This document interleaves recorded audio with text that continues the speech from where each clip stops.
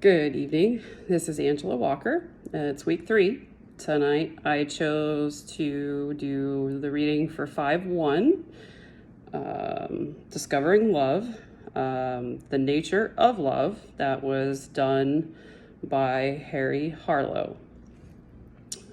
This area of study covers cognitive, developmental, behavioral, and psychological, and I'm sure there's a few more that I'm not naming. So Harry Harlow, considered by many to have made the greatest contribution since Freud in studying how our early life experiences affect adulthood. It was a common belief that your experiences as an infant with closeness, touching, and attachment to your mother have an important influence on your abilities to love and to be close to others later in life. Freud's interpretation was that it was the focus around the importance of the breasts and the instinctive oral feeding tendency during the first year of life. Harry discovered that love and affection may be a built-in basic need that are just as strong or even stronger than those of hunger and thirst.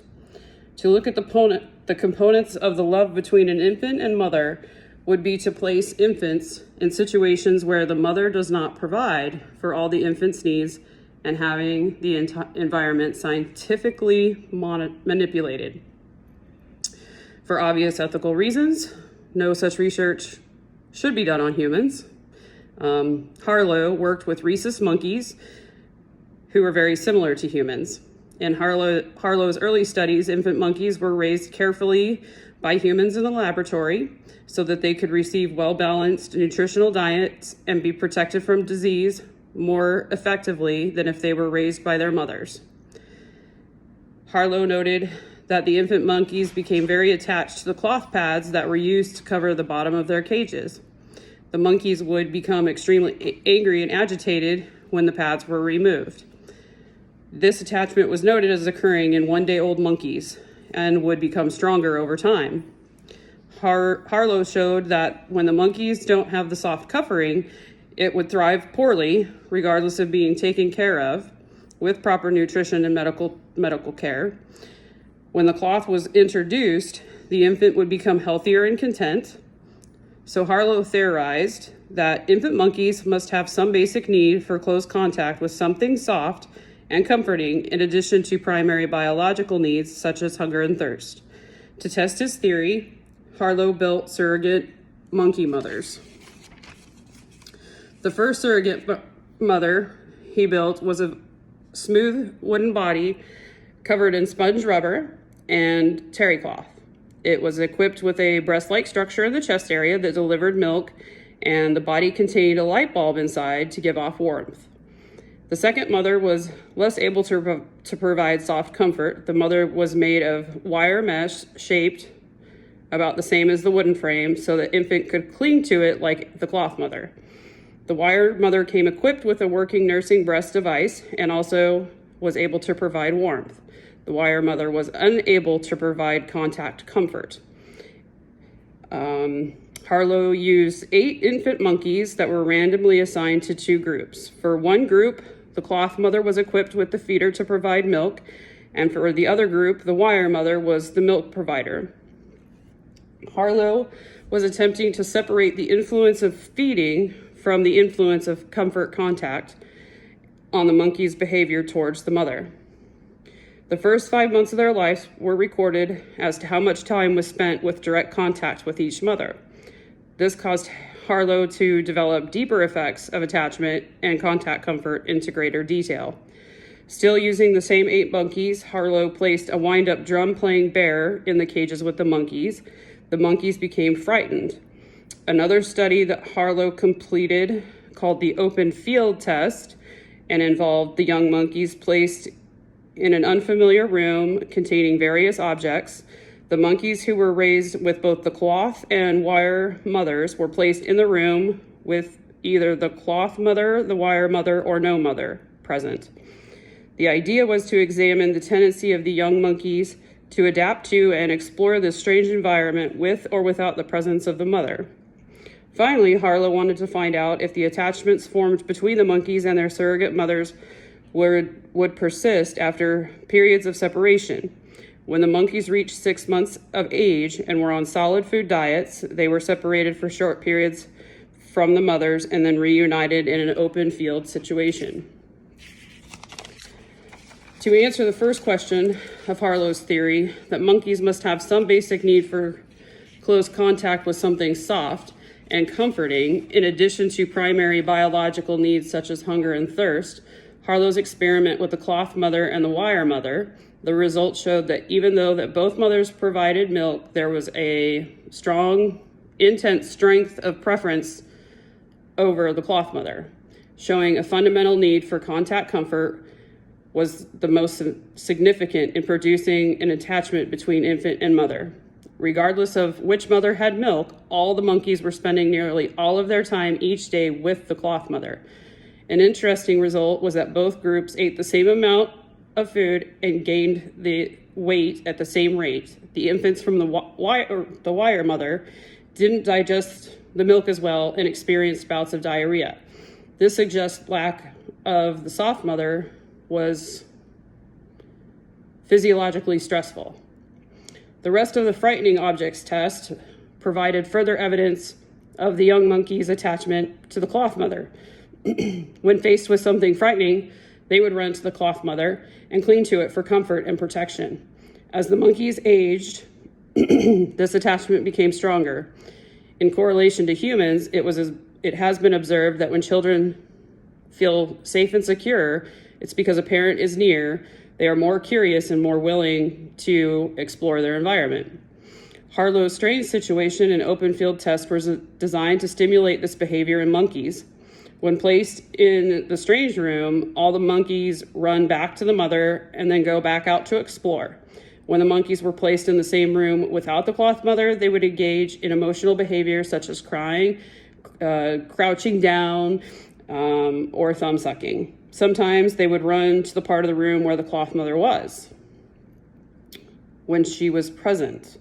Sometimes when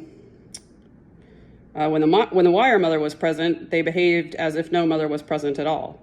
The results for the separation after nursing had stopped once the monkeys had been separated for 30 days and reunited with the cloth mother. The monkeys ran to the mother, climbed onto it, clutched it, and rubbed their faces and head all over its body. Then they started to play with the mother by biting and tearing at the cloth. This showed the need for contact comfort was greater than the natural tendency for exploration. These studies the importance of contact comfort in the development of the close attachment between infant monkeys and their mothers. This factor is bonding seems more important than the mother's ability to provide life-sustaining milk to the infant. The significance of these studies is that the findings went against popular belief of the behaviorists who focused on reinforcement qualities of feeding as the drawing force behind the infant-mother bond. Behaviorists saw affection as a way of spreading diseases and leading to adult psychological problems. Harlow's study showed the importance of comfort, companionship, and love in promoting a healthy development. I'm going to start with the cons first. The use of the monkeys in comparison to humans, but again, ethically, we can't use humans. Research, but on that note, we did find out that research has shown that greater skin-to-skin contact enhances attachment and can even help premature babies. Human attachment process takes longer to develop up to and over 6 months for humans compared to 1 day for monkeys. 70% of children appear to be securely attached to an adult caregiver at the age of 1. So that's another con is, monkeys attach quicker than humans. The use of the handmade monkeys rather than a real one, you can't replace a real loving parental care. Very little research is being done on love. So most observations were largely philosophical. Another con is he only used 8 monkeys. Animals can't decide their own fate, so it's considered unethical. The monkey is taken away from its mother and not given a chance at a real life. And it's not 100% accurate result of human behavior. Some of the pros. These findings have helped institutionalize children, adopted and child abused children. These studies have influenced the kind of care we provide to these children. This also has provided encouragement for the non-maternal caregivers that they are able to be effective parents due to nursing being secondary to comfort contact. Fathers can now become more involved, and society has already shown this as time has passed. Because again, this study was done back in the 50s, 60s. So, society has changed since then. More women are working, men are staying home. So that's, one of the pros is that, the fathers can step in and be more involved with the child. Also, this shows adoptive parents being able to provide that contact comfort like a biological parent. Harlow's experience offered proof that love is vital for normal childhood development. The monkeys were truly orphaned, so they didn't really know their mother anyway. It does give us the nearest possible answer to human beings by using the rhesus monkeys. In Harlow's studies, he did use methods of isolation and maternal deprivation. He would take the newborn monkeys away from their mothers and raise them in laboratory settings, with some of the infants being placed in separate cages and away from peers. In social isolation, the monkeys showed disturbing behavior, staring blankly, circling their cages, and engaging in self-mutilation.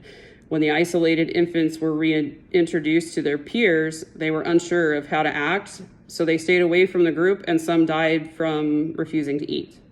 So there were some moral and ethical criticisms to Harlow's studies. The one thing that it showed was that infants raised without mothers developed social deficits, showing reclusive tendencies and clinging to the soft diapers.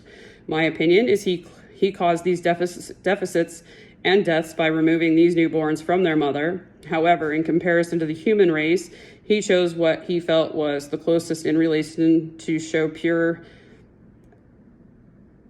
and prove how attachment really is needed for survival and development. One significant study was completed by John Bowlby, where he introduces the attachment theory, which comes off of Harlow's studies, stating that attachment can be understood within an evolutionary context, and that the caregivers provide safety and security for the infant, and attachment is adaptive as it enhances the infant's chances of survival. Rudolph Schaefer and Peggy Emerson investigated if attachment develops through a series of stages. They studied 60 babies at monthly intervals for the first 18 months of their lives. The children were all studied in their own home, and a regular pattern was identified in the development of attachment. A diary was kept by the mothers to examine the evidence for the development of attachment. They measured stranger anxiety, separation anxiety, and social referencing. They included that infants' attachments are developed in a sequence. From 0 to 6 weeks, they are asocial. From 6 weeks to 7 months, they are indiscriminate attachments, meaning that they are showing that the babies respond equally to any caregiver. From 3 months, infants smile more at familiar faces. The next stage runs from 7 to 9 months, and it is specific attachments. And this is a special preference for a single attachment figure. The baby looks to a particular person for security, comfort, and protection. They show fear of strangers and unhappiness when separated from that special person. Multiple attachment starts at 10 months and onward, and these babies have multiple attachments. They become increasingly independent. However, this study had low validity due to the fact that all infants came from the same town and were all from working class families. The accuracy of the diaries were questioned, that the mothers were likely to withhold any negative experiences, and the study was also conducted in the 1960s when gender roles were different. In a second study completed by Leah Mattis, Richard Arend, and L. Alan Sroff, they wanted to demonstrate that there is a continuity in the quality of individual adaptation, calling this continuity hypothesis following Harlow's studies. In this study, they demonstrate the link between quality of attachment in infancy and quality of play and problem solving at the age of 2. They examined 48 infants, and based upon independent assessments, infants assessed as securely attached as 18 months was predicted and found to be more enthusiastic, persistent, cooperative, and more effective than insecurely attached infants in the 2 years assessment. Their conclusion was that first, further research needed to be completed without the presence of the mother. And the next, they demonstrated the continuity in adaptive between 18 and 24 months is important for construct validation of the secure attachment concept. Assessments of quality of more autonomous functioning is required by the integration of Bowlby's attachment theory. So they all kind of relate to each other.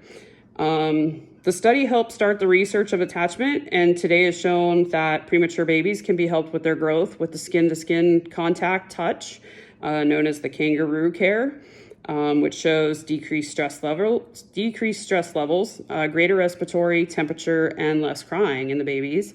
Since these developments, it affects us as mothers and psychologists by being able to help parents form the right attachments. And if you're a parent or going to be a parent, this will affect how much attachment is important to cognitive development and expected behaviors of your child.